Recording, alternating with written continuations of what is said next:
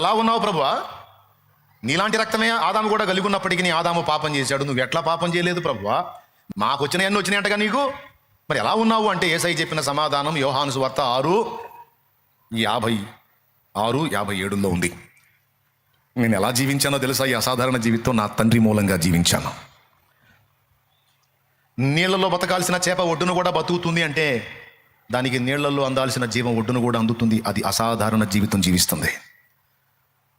ఒడ్డున మాత్రమే బతికుంటే మనిషి నీళ్లలో కూడా బతుకుతున్నాడు అంటే అక్కడ అసాధారణ జీవం అతనికి అందుతుంది, అందుకే బతుకున్నాడు. అలాగే పాపము నిండిన ఈ ప్రపంచంలో పాపరహితుడిగా యేసున్నాడంటే అసాధారణ జీవం నా తండ్రి యొద్ద నుండి నాలోనికి ప్రవేశించింది, దాని ఎఫెక్ట్ ఇది అన్నాడు. నా తండ్రి మూలంగా నేను జీవించాను కనుక ఈ అసాధారణ జీవితం సాధ్యమైంది. అలాగే నన్ను తినువాడు అలాంటి జీవితం జీవించగలుగుతాడు, ఆ జీవంలోకి వస్తాడు అని యేసయ్య మాట్లాడాడు. కాబట్టి ప్రభు బలలో చేయి వేయటం అనేది తక్కువగా మీరు భావించొద్దు.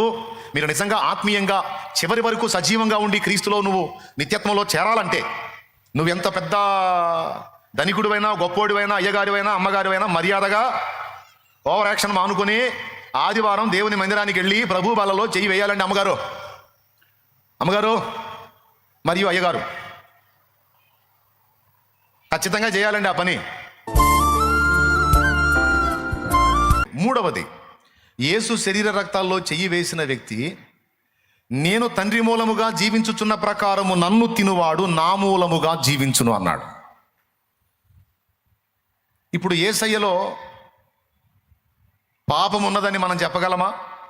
యేసయ్య పాపాన్ని గెలిచాడా? పాపానికి లోబడ్డాడా? యేసయ్య పాపాన్ని గెలిచాడండి. ఆయన జయించినవాడు, పాపానికి దాసుడు కాలేదు, పాపాన్ని గెలిచాడు.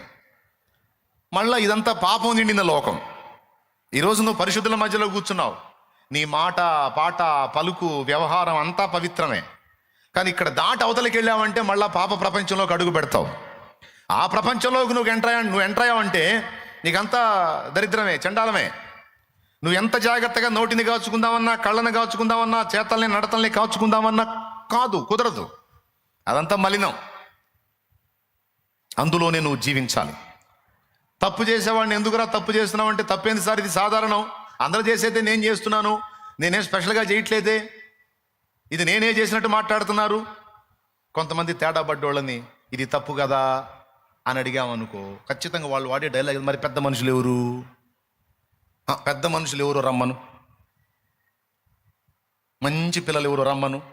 కొంతమంది అయితే మరీ వెటకారంగా స్తంభాలు ఎత్తేవాళ్ళు ఎవరు రమ్మను అంటారు. ఆమె ఆమె ఆమె నన్ను అంటున్నారుగా, సరే నేను తేడా, మరి ఏ తేడా లేని వ్యక్తి ఎవరు రమ్మనని ఈ పదం వాడతారు. మరి స్తంభాలు ఎత్తేవాళ్ళు ఎవరు రమ్మనని. స్తంభాలు ఎత్తేది ఏంటంటే అదొక చరిత్రలే, అదొక చరిత్ర.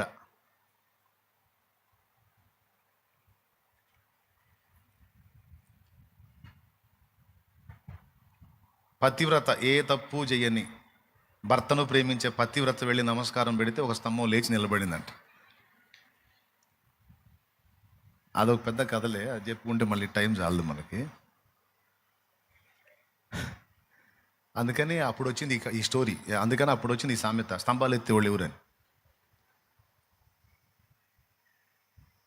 ఒక ఊర్లో ఒక స్తంభం లేపుతున్నారంట. 2 ముక్కలు చెప్పేస్తాలే. స్తంభం లేపుతుంటే ఎంతమంది పెట్టినా ఆ స్తంభం లేవట్లేదంట. అప్పుడు ఒక ఆయన అడిగారంట, ఒక ఋషిని అడిగితే, ఏ తప్పు లేని పతివ్రత వచ్చి ఆమె పూనుకుంటే ఆ స్తంభం లేచి నిలబడిద్ది అన్నారు. వాళ్ళు వచ్చి దాని చుట్టూ తిరగాలి, అతడేదో ఒక పని చెప్పాడు, అది చేయాలి, చేస్తే ఆ స్తంభం లేచింది. అంటే ఊరు మొత్తం అందరూ వచ్చి లేడీస్ అంతా దానికి వాళ్ళు ఆయన చెప్పినవి చేశారు. ఆ స్తంభం కదల్లా. ఎప్పుడు దైవభక్తిలో ఉండేవాళ్ళు సైతం, ఊరిలో నిజంగా మహాభక్తి పరులు అన్నవాళ్ళు సైతం, ఈ మహాతల్లి మామూలు మహాతల్లి కాదు, పుణ్యాత్మరాలు అన్న తల్లి వచ్చి దండం పెట్టినా, నమస్కారం చేసిన, ప్రదక్షిణాలు చేసిన ఆ స్తంభం లేవు. నా చిన్నప్పుడు విన్న కథ, ఎవరో మా అమ్మ మా నాన్నే చెప్పారు. చివరికి ఒక ఆమె ఉందట. ఆమె ఊళ్ళో ఉండదు, ఊరు బయట ఉంటుంది. భార్యాభర్త ఇద్దరు. పెద్ద ఆస్తి గల కుటుంబం ఆమెది, చాలామంది అన్నలు ఆమెకి. అయితే ఆమె వివాహం చేశారు. ఆమె భర్త ఒకప్పుడు బాగానే ఉన్నాడు, తర్వాత దరిద్రుడు అయిపోయాడు, కడు బీదవాడు అయిపోయాడు. చివరికి నిలవరమైన నివాసం లేదు. ఆమె కుటుంబ సభ్యులు కూడా ఆమెను పట్టించుకోలేదు, భర్త తరపు వారు ఎవరు పట్టించుకోలేదు. ఊరు బయట ఏదో చిన్న పాక వేసుకొని అందులో బతుకుతున్నారు, ఒక ఇల్లు కట్టుకొని. తర్వాత కనీసం ఎలాంటి పరిస్థితి అంటే రోజు గడవటం కష్టమైపోయింది వాళ్ళకి. ఇట్లాగా ఊళ్ళో ఇలాంటి కార్యక్రమం ఒకటి జరుగుతుందని వాళ్ళ దాకా సమాచారం వచ్చింది, కానీ ఆమెకి వెళ్ళడానికి మనసు లేదు. అందరూ వచ్చి ఆ స్తంభానికి నమస్కరిస్తున్నారు, మరి ఏమి ఇది కావట్లేదు అంటే భర్త అన్నాడు భార్యతో, నువ్వు వెళ్ళొచ్చు కదా అన్నాడు. లేదండి, మీకు చెప్పకుండా నేను అలాంటి అడుగు వేయకూడదు కదా. సరే, ఊరు మొత్తం అయిపోయింది, ఆడవాళ్ళు అందరూ అయిపోయారు. చివరికి ఉన్న ఒక ఆమె ఈమె ఆమె ఇంటికి పోయారు. ఆ భర్త ఉన్నాడు బయట. ఏమయ్యా, నీ భార్యని పంపించవచ్చు కదా, ఊళ్ళో ఆడవాళ్ళందరూ నమస్కారం చేశారు, అది లేవలేదు. మరి నీ భార్య వచ్చి ఇక ఉన్నది ఒక్క ఆమె, ఇంకా ఆమె వచ్చి ఆ కార్యక్రమం చేస్తే ఏమైనా జరిగిద్దేమో అంటే, ఆమె ఒక్కతే వస్తే సరిపోతుందా, ఇద్దరు రావాలన్నాడు. ఇద్దరు రండి అన్నారు. అట్లా కుదరదండి, నా భార్య రావాలంటే నేను ఇంట్లో ఉండాలి అన్నాడు. అదేంటి అంటే, వాళ్ళకున్నది ఒకటే వస్త్రం. ఈ భర్త అది కట్టుకొని బయటకు వస్తే భార్య లోపల వస్త్రం లేకుండా ఉండాలి. ఆమె బయటికి రావాలంటే ఈయన లోపల వస్త్రం లేకుండా ఉండాలి. అంత కఠోరమైన దరిద్రతలో ఉన్నారు వాళ్ళు. అప్పుడు ఆయన లోపలికి వెళ్ళి ఆమెకి వస్త్రం ఇస్తే ఆ వస్త్రం ఆమె కట్టుకొని వచ్చి, దానికి ఏదో ఆయన చెప్పిన కార్యక్రమం చేస్తే అప్పుడు ఆ స్తంభం లేచి నిలబడిందట. ఊరు మొత్తం వల్ల గాంధీ ఆమె చేసినప్పుడు నిలబడింది. బాగుంది. అయితే కొంచెం అట్లా ఒరిగుందంట, కొద్దిగా స్తంభం లేచి నిలబడింది, కొంచెం ఒరిగుంది. ఏదన్నా దోషం ఉందా, ఏదన్నా తప్పు ఉందా అమ్మా అని అడిగారంట. అప్పుడు ఆమె తన తప్పును ఒప్పుకుంది. ఒకసారి నా భర్త కళ్ళ ముందు నా పాపకి పాలిస్తూ మంచం మీద కాలు పెట్టాను అందట. మంచం మీద కాలు పెట్టి నా పాపకు పాలిచ్చాను, అది నా భర్త కళ్ళ ముందు చేశాను, అది తప్పు. అప్పుడు ఆ కొంచెం వంకర కూడా కరెక్ట్ నిలబడిందంట. అక్కడి నుంచి ఇక ఆమె ఊరు మొత్తం కూడా ఆమె భర్తని సన్మానించి, ఊరు మొత్తంలో కూడా మహాపతివ్రత అని ఆమెకి స్పెషల్గా ఇచ్చేస్తే, అప్పుడు వాళ్ళ అన్నోళ్ళు, అటు అత్త తరపోళ్ళు, తల్లి తరపోళ్ళు అందరూ వచ్చి ఇక వాళ్ళని ఏదో పెద్ద ఇప్పుడు ఏదన్నా జరిగితేనే ఇక జనాలు మెచ్చుకునేది. ఆ తర్వాత వాళ్ళ లైఫ్ మారిపోయింది. జస్ట్ ఒక స్టోరీ అక్కడ పుట్టిందనమాట. అమ్మాయి, నువ్వు ఇట్లా చేయకూడదు కదా, నువ్వు ఇట్లా తేడా కదండి, మరి స్తంభాలు ఎత్తేవాళ్ళు రమ్మను అనేది అక్కడ పుట్టింది. అది అసలు కదా. అయితే ఎందుకు చెప్పాము ఇప్పుడు ఈ స్తంభం గొడవ? ఈ లోకములో మనుషులు తప్పులు చేస్తూ అవి సహజము, సాధారణము అని వాడుకలో వాడతారు. ఇది కరెక్ట్ కాదు కదా అంటే, లోకం చేయింది నేనేమన్నా చేశానా, లోకానికి విరుద్ధంగా నేనేమన్నా చేశానా, అందరూ చేసింది నేను చేశాను, అసలు ఎవ్వరు చేయలేదా, నన్నే మాట్లాడతారేంటి అంటే అది సాధారణం. పాపము నిండిన ప్రపంచంలో పాపముతో బ్రతకటము సాధారణము. నీళ్లలో చేప బ్రతకటం సాధారణం, ఒడ్డున మనిషి బతకటం సాధారణం. కానీ నీళ్లలో మనిషి బతకటం, ఒడ్డున చేప బతకటం అసాధారణం. స్తోత్రం.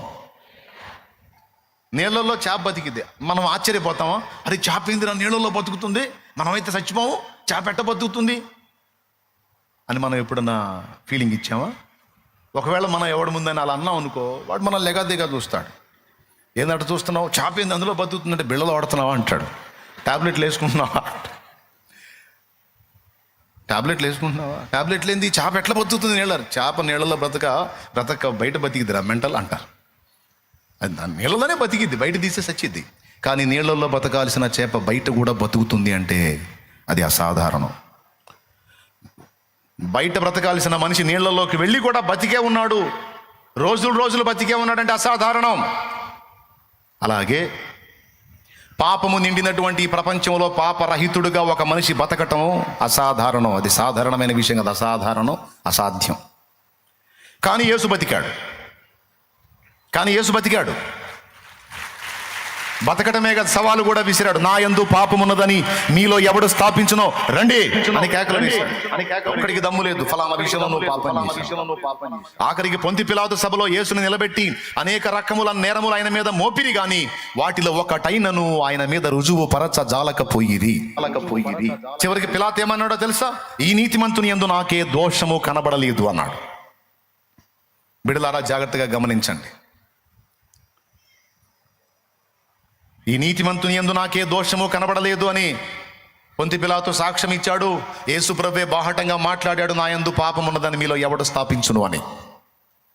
ఇప్పుడు మీకు వెంటనే ఒక మాట డౌట్ వచ్చింది. యేసు ప్రభు అంటే మనలాగా ఆదాము రక్తం పంచుకు పుట్టలేదు, పాపపు రక్తం పంచుకు పుట్టలేదు, పరిశుద్ధ రక్తంతో పుట్టాడు. ఆయన బ్లడ్లో పాప బీజం లేదు, కాబట్టి ఆయన పాపం చేయకుండా ఉండటానికి నిగ్రహించుకునే అవకాశం ఆయనకుంది. మన ఏముంది, పుట్టడమే పాపరోగులుగా పుట్టాము, కాబట్టి మనం యేసు ప్రభులాగా ఉండటం అంటే అది ఏది కాదు. యేసు ప్రభు రక్తం పరిశుద్ధమైన రక్తం అని మనమే కదా పాడుకుంటున్నాం, నిర్దోషమైన రక్తం, నిష్కళంకమైన రక్తం అని. కాబట్టి ఆ బ్లడ్ వేరు, ఈ బ్లడ్ వేరు, కాబట్టి ఈ బ్లడ్లో పాపం నడిచింది, ఆ బ్లడ్లో పాపం ఆగే ఛాన్స్ ఉందని అప్పుడప్పుడు నీకు అనుమానం వచ్చే అవకాశం ఉంది. దానికి కూడా సమాధానం. ఇప్పుడు యేసు ప్రభు రక్తంలో పాపం లేకపోతే పాపం చేసే ఛాన్స్ లేదా?